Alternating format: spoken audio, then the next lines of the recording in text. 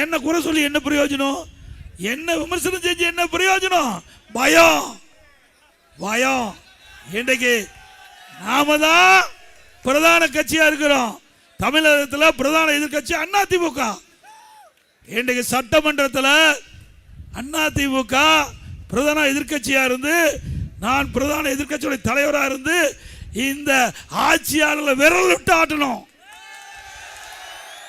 சட்டமன்றத்தில் 2.25 மணி நேரம் நான் பேசணும். 2.25 மணி நேரம் இந்த நாட்டு மக்களுடைய பிரச்சனையை எடுத்து வச்சான். இந்த மந்திரினால பதில் சொல்லவே முடியல. ஒரு காலகட்டத்தில் முதலமைச்சர் எந்திரிச்சு எனக்கு பசிக்குதுங்க, என்ன முதலமைச்சர் கேட்குறாரு சட்டமன்றத்தில். நான் பேசும்போது எனக்கு பசிக்குது, இன்னும் எவ்வளோ நேரம் பேசுவீங்கண்ணா? இன்னும் 1 மணி நேரம் பேசுவேன்.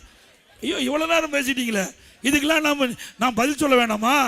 நீங்கள் கேட்ட கேள்விக்கெல்லாம் நான் பதில் சொல்ல வீட்டில் போய் சாப்பிட்டு ஆறாமரை நீங்கள் கேட்ட கேள்விக்கெல்லாம் பதில் தயார் பண்ணி நாளைக்கு வந்து பதில் சொல்லுங்கிறார். அப்படின்னா எந்த அளவுக்கு அதிமுக பிரதான எதிர்க்கட்சியாக இருந்து செயல்படுகிறது என்பதை மக்கள் புரிந்து கொள்ள வேண்டும். சரி, முதலமைச்சர் கேட்டால் நான் இத்துடன் பேச்சை நிறுத்திக் கொள்ளணும்னு முடிச்சிட்டேன். இப்படி அதிமுகவை பொறுத்த வரைக்கும் நான் மட்டுமில்ல, எங்க தொண்டன், என் கூட்டணி கட்சி தலைவர்கள், தொண்டர் அத்தனை பேரும் திறமையானவர்கள்.